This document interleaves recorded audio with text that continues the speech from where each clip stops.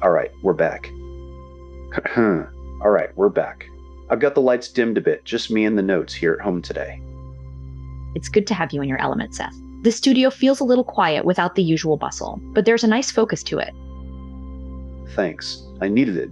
I was actually looking at some old notes from our game of Munchkin the other night, trying to figure out how Paco managed that specific trick with the dragon, and it drifted me right back into this text.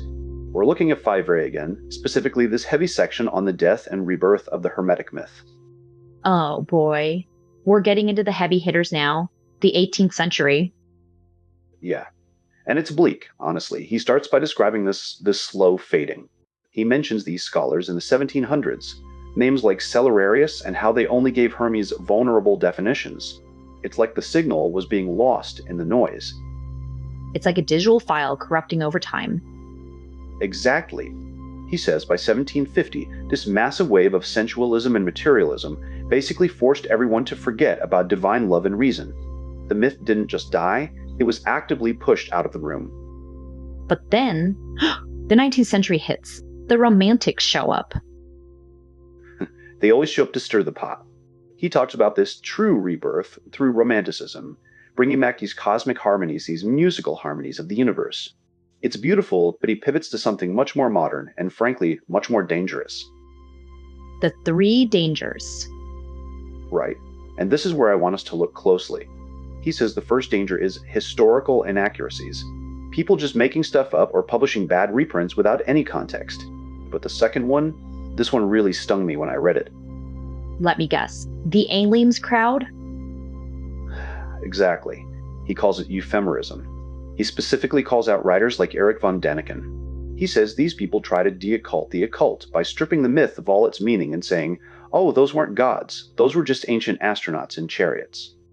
Wait, that is such a massive reframe. You're saying that by trying to make the myth rational or scientific, they actually kill the very thing that makes it real? Precisely. He says it's a betrayal of historical reality. When you turn a god into an alien, you aren't explaining the myth. You're just deleting the soul of the story. You're turning a sacred symbol into a mere historical event. That is so much like how we treat psychology today, isn't it? He mentions the third danger, the confusion of initiatic symbolism with symbol therapy. Yeah, he's being quite critical here. He's looking at places like California, seeing all these groups calling themselves gay and Gnostics, and he's asking, is this a genuine spiritual movement, or is it just people seeking individual and collective therapy? That's a heavy question. Is it a spiritual rebirth, or just a psychological coping mechanism? He's worried it's becoming too much of the latter. He says the mass media produces this pseudo-initiatic discourse that is fragmented and more fantastic than actually transformative. But, and there's always a but with Faivre, he doesn't just leave us in the dark. He brings in Jung.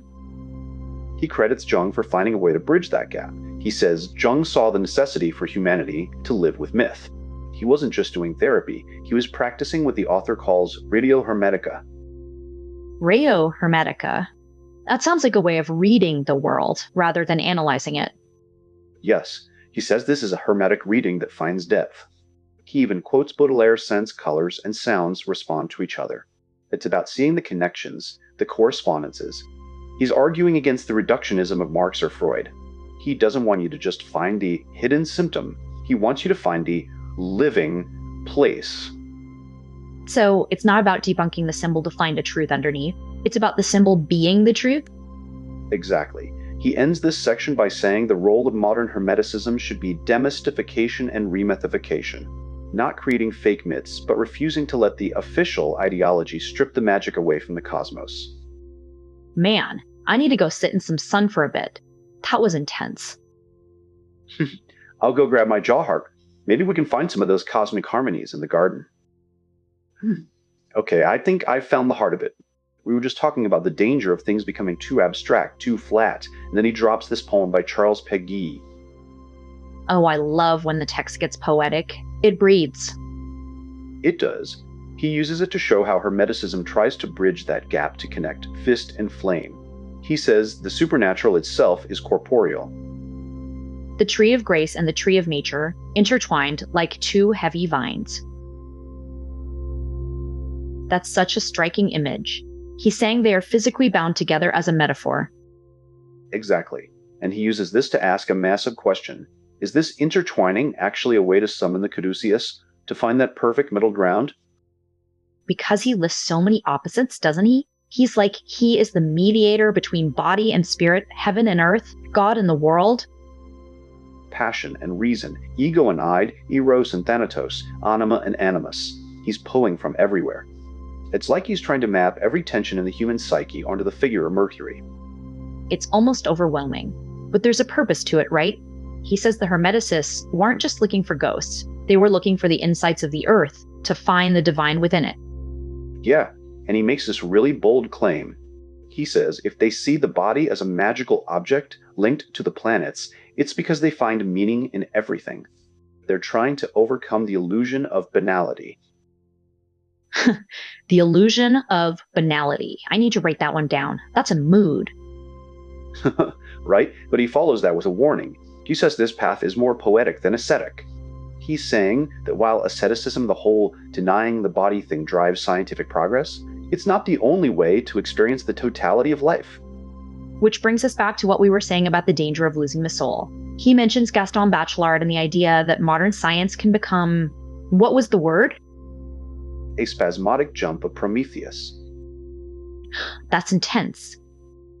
He says Prometheus uses usurped light, a torch that doesn't belong to nature, to try and even serve humanity. And because we're so afraid of our senses, we end up in this agnosticism of great abstractions. We look at language and math and only see empty signs with no connection to the outside world. So we're just trapped in our own heads? Like narcissists? Precisely. He says we're becoming solipsistic and atomized. We've lost the communication of souls that Hermes represents. He even says that without Hermes, Prometheus is dangerous, and that Narcissus and Dionysus are dangerous too. So you need the mediator. You need the one who can hold both the madness of Dionysus and the ego of Prometheus. Exactly. A god, like a child, should not remain alone when playing. He's quoting Nietzsche there. He's saying a healthy civilization needs more than one way to see the divine. It needs the tension. It's interesting because he moves from this high-level philosophy straight into the history of how this actually happened. He starts chapter 3 by talking about the merging of myth and the mythical. And he's very careful with his terms here. He defines myth as the big cosmic stories, the origins of everything, and the mythical as the stuff that stays in our world, like the legends of Faust or Tristan. And the merging is the moment the god actually steps down from Olympus and enters our time and even space. Yeah, the moment Hermes becomes Hermes Trismegistus. He's not just a god on a throne anymore, he's a figure in history. And he's not alone in this. He mentions the Greeks naming him after the Egyptian god Thoth. Right, the official blending happened around the 3rd century BCE. And check this out. He says the attributes start piling up. It's like a character level up in a game. One text says he invented writing and astronomy. Another says he taught navigation, water pumps, and even how to grow olives. He's becoming a jack of all trades. He's the patron of civilization, and he uses this to link the Egyptian priest to the Greek god. It's that deep fake we talked about earlier, rebranding a local deity into a universal sage. But it's about more than the tools, is it? It's about the role. He's the scribe of the gods, the one who holds the secrets. And that's why the Corpus Hermeticum is so powerful. The authors used his name to give their teachings a patina of antiquity. They wanted to tie their wisdom to a sacred, unbroken tradition. A tradition that survives even when the gods themselves seem to have left the stage. Okay, we're diving back into the thick of it. I've been staring at this section on the genealogies of the Triple Great, and honestly, my brain is starting to feel a little fragmented. Join the club, Seth. It's like trying to trace a family tree where the branches keep turning into different people halfway through. Exactly. That's precisely what Faivre is pointing out. He says it's difficult to say which Hermes we're talking about because they all seem to have children, and those children have their own versions of the story. It's a total mess of identities. But he does find a way to anchor it, doesn't he? He says that even if the number of Hermeses fluctuates, the identity of Trismegistus inherently implies 3. Right, the 3-headed or triple aspect. He connects it to this image of the free-faced Mercury tricephalos. And it's not a weird visual for the sake of it. He says it suggests he belongs to 3 realms, the heavenly, the earthly, and the infernal. The crossroads. It makes sense. He's the god of the intersections. He even mentions this idea of a three-pointed golden staff. It's like he's physically marking the spot where these different realities meet. And look how he expands the three into everything. He starts pulling in alchemy. He mentions that some saw the three as the alchemical triad, Sol, sulfur, and mercury. Or even the three kingdoms, mineral, vegetable, and animal. It's like the number 3 is the glue holding the whole universe together in this text. It really is. But then, and here's where it gets really wild, he shows how this triple identity starts getting used to claim all sorts of different lineages. He brings up this classic Hellenistic genealogy, Thoth, then his son Agaphotamon, then the second Hermes, and finally his son Tatsi. Wait, so it's a literal chain of succession, like a relay race of wisdom? Exactly, but then he immediately undercuts it. He says there is nothing more uncertain than divine genealogies. He brings in Cicero, who lists 5 different Mercuries. One is the son of sky and light, another is the son of Nile. It's just a list of possibilities. It's like a mythological version of a choose-your-own-adventure book. Pretty much. And then he brings in Saint Augustine. Now, this is a great callback to what we discussed earlier about euhemerism. Augustine is the classic example here. He's looking at these Greek legends and saying, look, these weren't gods, they were just extraordinary men. The historical human sage idea. Yeah. He views Mercury as a descendant of Atlas, a man who was so great at medicine and law that people wanted to believe he was a god. He's basically doing the work of stripping the divinity away to find the human hero underneath. But even Augustine can't escape the triple part. He mentions Mercury as the middle runner, medius currens, because language acts as a mediator between people. That's such a beautiful way to put it. It links the physical act of speaking to the cosmic function of the god. But even as Augustine tries to humanize him, the text shows how the Trismegistus title keeps pulling him back toward the divine. It's like the identity is constantly being pulled between the earth and the Olympus. Precisely. And he shows how this pattern just repeats and repeats through the centuries. He brings up this 12th century text that claims there were 3 Hermeses, Enoch, Noah, and the one who ruled Egypt after the flood. So they're linking the Greek myths directly to the biblical foundations? Every single one of them. They're trying to build this unbroken line of sacred wisdom, just like we talked about with the Prisca Theologia. They want to say that the wisdom of the Egyptians, the Greeks, and the Hebrews all comes from the same source. It's a massive attempt at a universal truth. But it's also a massive game of, well, a deepfake, isn't it?